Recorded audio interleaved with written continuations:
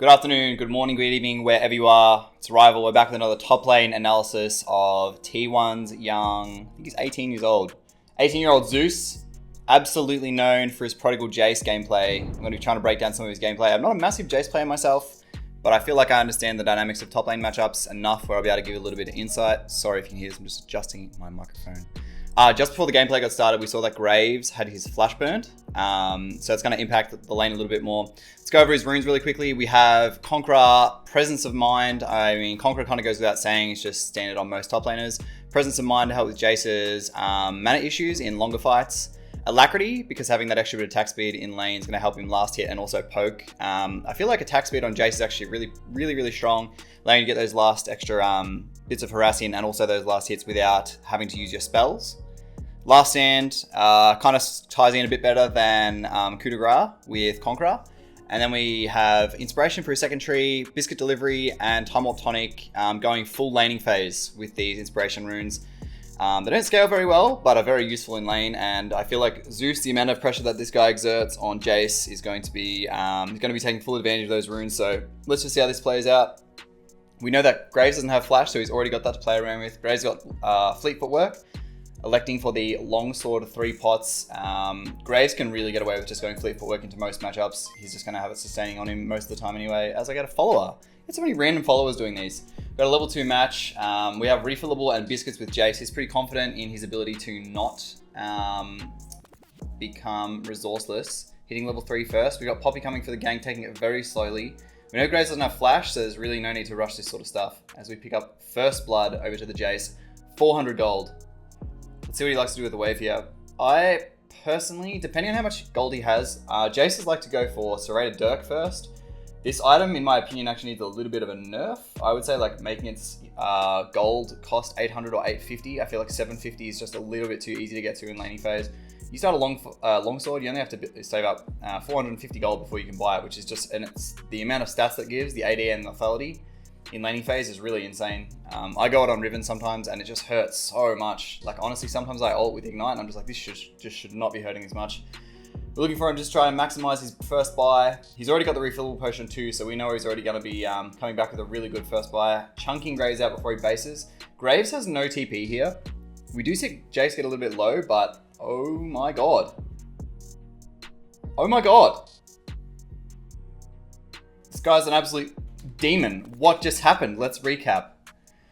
I'm gonna just explain this this like train of thought and like what's going through here, and like if he didn't get the kill, I'm gonna explain like what happened. So basically, when you have TP up and when you know you're looking for a reset, so Jayce already has Serrated Dirk here off his first blood and 22 CS. He could have just based here easily, but this is kind of like the difference between good players and great players like Zeus. He tries to squeeze everything out of his effective time on the map. So Jayce, knowing he still has some mana to burn, still got a lot of HP to burn, but Graves doesn't have TP. If he chunks Graves out here, Zeus just bases and then TP's back to lane with full HP. Whereas Graves is still going to be missing the HP that Jayce just inflicted. So that's why he kind of goes for this like really hectic play here. He does still have the flash advantage, so there was always kill potential here. But this little bit of mechanics here is just so nice to watch. Really crazy that the tower didn't get him there, but oh my lord. What an absolute treat. This Graves is like beyond out of the game. This Jayce is going to come back with a Serrated Dirk and 2 longswords or something. Skip it forward a little bit. Walks all the way back. We TP back to the lane. This is patch 12, so you have to TP back to your towers. 2 longswords, 2 Dirk boots, and tier already. We have 3 tiers on the side of Zeus's team.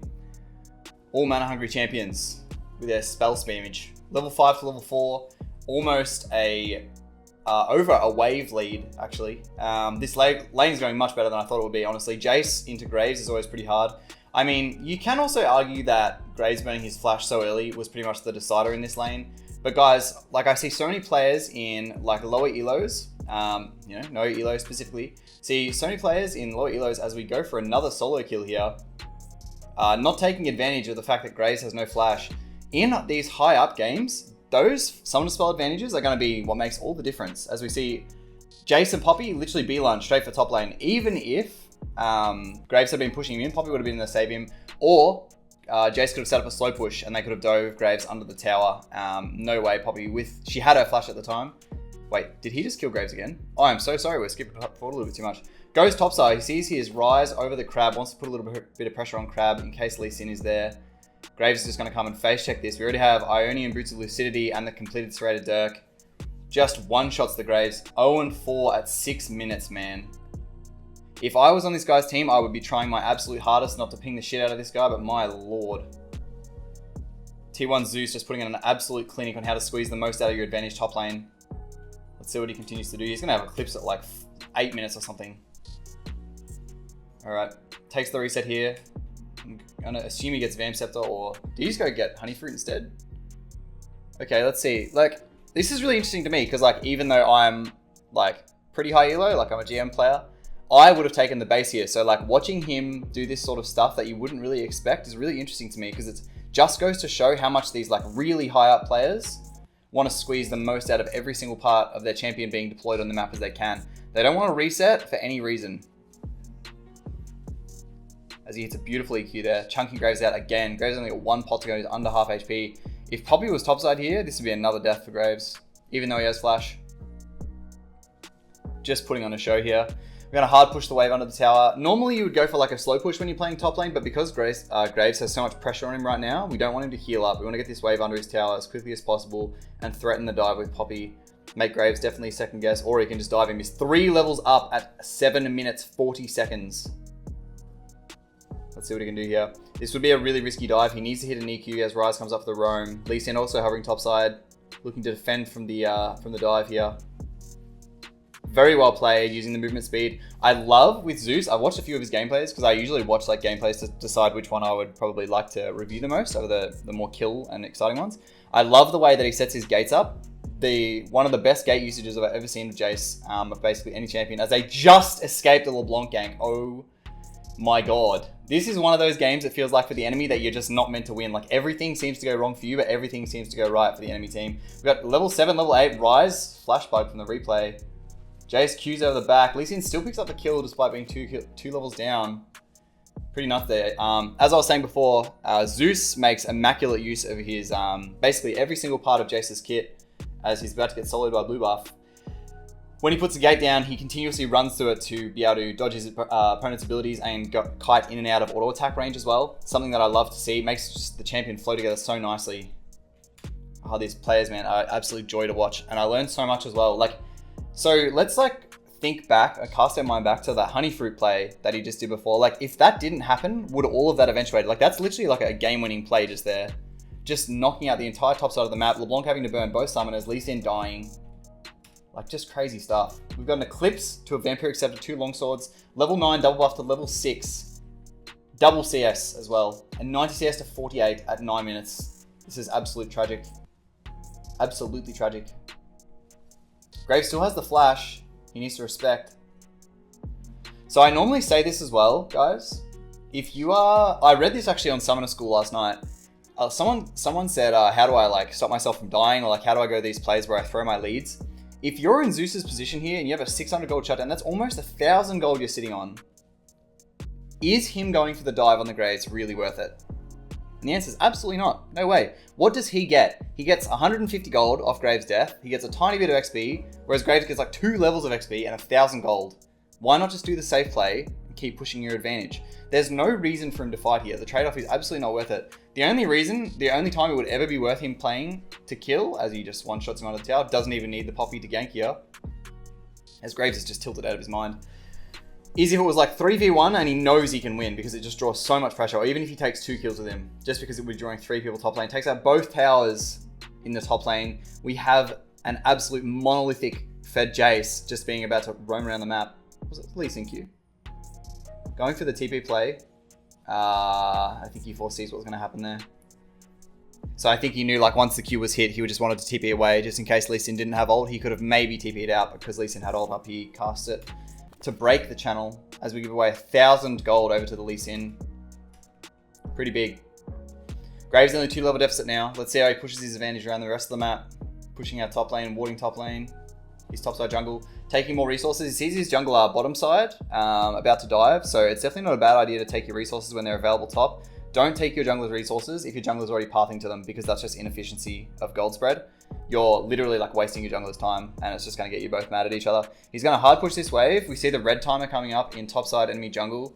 If I saw a level 11 Jayce with Eclipse, Threaded Dirk, Caulfield's Warhammer, Ionian Boots of Lucidity walking into my topside, I would be so scared to go for this red buff. As we see the red team ping him literally perfectly. He's not on vision, but they pinged him absolutely perfectly. Pretty risky play. He does have flash. Okay. Does take the red buff off the Graves. Graves Q ults. Jayce still gets it. We still have a LeBlanc and Lee Sin chasing him. Let's see if they decide to flank or not. They have. Let's see if he can make good use of this EQ. No, he's going to die again. Well played by the LeBlanc. As I said, we are still playing against Korean challengers, guys. This isn't just giving away anything for free. Making risky plays for red buff. I don't think he gave a shutdown there, but like taking the amount of pressure that he exerts over the map. If he comes mid here with the items that he has, he's going to be one shot, half HP in Kai'Sa. Their bot lane is still quite strong. Kai'Sa 3-1, Ezreal 4-2. So bot lanes are kind of even, but the enemy team is definitely still in it. Let's see if he can do a better job at bringing his lead to the rest of the map. Heads back top lane to catch the wave. We're still on about almost 10 CS per minute.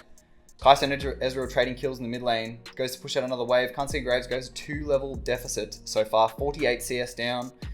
In the mid lane, it's looking pretty even. Ryze has a 2 KP to a 4 KP. 1 kill, 1 assist to 0 deaths. 0 kills, 4 assists. Taking out a wave. We group the wave up here so Q gets maximum AoE efficiency. Just wanting to push the wave in as fast as he can. We see the enemy team was putting pressure on mid lane, so maybe he wants to rotate here and get a few EQs off. If Jayce hits a good EQ at this fed onto like 2 or 3 people and they're half HP, that's a team fight 1 right there. That's why like Jayce being ahead is such a scary champion, because even if like only the Jayce is ahead and the whole enemy team is ahead, if Jayce still was hitting these really good EQs, he can get people really low before the fights even start, and that can really turn the game. As Kai'Sa 5-2, Ryze goes for the flash here. Good prediction by the Kai'Sa, walking straight back with a LeBlanc on the flank, Poppy guarding. Nautilus and Kai'Sa in the mid lane, Lee Sin surely hovering in case a fight breaks out. Got Dragon in, I can't see, this replay is not telling me. A minute and 25, I think, is next Earthdrake. I'm pretty sure that's what it says. Herald in 42 seconds, surely that's the next play. We're going to be playing around topside, going for a very, very strong Herald break here will help us to siege this mid lane. Because their mid laner and their ADC are both still in the game, they're doing a really good job of clearing these waves. Missing the EQs. Very important. Jungle Poppy, not going to be too squishy. Can provide a decent amount of frontline. Ryze on that 10 CS per minute mark as well. Oh, not quite, but almost the same as Jayce. Splitting the XP here. We're kind of like awkwardly hovering mid here because we know normally you would side lane if you have this much pressure, but because we have both objectives in Herald and Dragon coming up, we don't want Jayce kind of splitting off too hard. They also have really good pick in the Nautilus flash Q, flash ult, Lee Sin, ult, LeBlanc EQ. WR, sorry, my spells got mixed up there. The enemy team is definitely still in to win it. Graves definitely doesn't scale badly. He's got his shield bow completed, first mythic done. Jayce obviously an entire item ahead, but Graves still not going to tickle. As we take off the Herald off the map. EQ, as I said before, look at that damage. This is just something that they can engage on. Jayce hits these crazy spells. Gets a shutdown on Lee Sin, 150 gold. Those EQs, literally just the entire fight breaks out here. Jayce has EQ up now, surely. Whiffs it on the LeBlanc. Ryze gets free pressure top lane. Their jungle's dead, so Ryze can keep splitting top lane here while they put the Herald down and then translate it straight to Dragon push. Having that one less person on the map. This is the kind of like high elo stuff, guys. The second one person's off the map, their jungler no less. Unreal Poppy reaction. Holy moly. Once their jungler's off the map, they know how much they can get. Look how much that one EQ and that one Lee Sin death translates into. We've got, what was it, 2 towers? No, 1 tower going down. Almost a half. Ryze gets top lane farm and is chipping away their inhib tower. Now they go straight down to Dragon. Starting to push towards the soul. Already have their Chemtech Dragon coming in. They don't need Jayce at the Dragon. Maximum efficiency use of time. Head straight bot lane. Start chipping away this tower. They had to answer Ryze, guys. He knows that there's no one top. I mean, there's people headed top. We see 2 people top. Graves heading bot here. The Eclipse soaking a bit of that damage. Looking to take out this tower. He needs to be careful. Graves hurts. He's got Tabby too. Okay, Jayce hurts more. Never mind. Shield bow gets put on a 90-second cooldown. Taking resources like that means the skirmish can't go on. Graves has lost a lot of his gold efficiency here. Takes out the tower here. Tasty 600. LeBlanc's still looking to fight. His team's just completely shanked him. Who flashed there? Was that Graves? I think Graves just flashed on the spot. So he gets that presence of mind back with the mana. Can he turn this? Amazing play. That was auto RQ. Incredible. That LeBlanc's still really squishy to a double lethality Jayce here. Jayce is basing with about 3.5k, I reckon. Let's see what he comes back with. He's got another 300 gold shutdown. Buys a completed Mirror Mana off the tier that he would have been stacking the entire time. A longsword as well. And then we're going for a flank TP here as the Rise looks to be caught. Definitely can turn this though with how fed he is. Kiting out the team. Knocks Christ out of the fight. Surely doesn't lead with his Q. We're being patient here, guys. We don't need to just spam our spells. Take it easy. If he goes for the Q there, Nautilus Qs him out of the animation and Lee Sin QRs him. Oh, his eye was down. My mistake. If Lee Sin Qs him, there's a chance he loses, but he just plays it safely. He plays it slow, he plays it calculated. No need to spam things. You have all the damage in the world coming out of your auto attacks, even when you're in range form. When Jayce gets ahead, man, he's just a menace. We see that 1 EQ, because the rest of his team isn't even fed. We have Poppy with 1 kill, Rise with 1 kill, Calm with 1 kill, Ezreal with 6 kills. I haven't seen Ezreal do that much, though. This has all just come straight out of Zeus, as he half HPs the Kai'Sa. Straight back onto the fountain with you, mate. I know you just respawned from my previous EQ, but you're going straight back on the fountain. 4-level lead on almost the entire enemy team. As they're looking for the end at 19 minutes, you can't even forfeit this fast. That's how much pressure this Jayce is exerting on the map. Guys, when you have these big leads, you need to be translating them into the rest of the map. Nautilus tries to lead the fight for his team. Poppy EQing Graves in there. Lovely. Lee Sin going for the ult. Going to break this down just a tiny bit. For anyone that didn't know, if you E as Jayce, another champion's movement animation, will push them back to the start of the movement animation. That's why Lee Sin goes flying back to where he came from. Watch this playback again. Poppy E's Graves onto the Nexus. Lee Sin goes for the ward kick here, and then he E's him back, denying the ward kick, so he's only forced to kick Jayce away. They're just going to go for the end here, guys. 19 minutes and 45 seconds. As you can see, people who have their leads, they grab the enemy team by the throat and don't let him back in the game, as Rise kind of griefs his team by putting them on the Nexus. Oh, that's game over. I literally didn't get to breathe. That just, something was happening at all times. Holy shit. These players, guys, if you enjoyed the video, please leave a like. If you didn't like the video, leave a dislike and some constructive criticism on how I can improve my content. I hope you guys enjoyed the video. I'll catch you in the next one. Love and peace. Bye.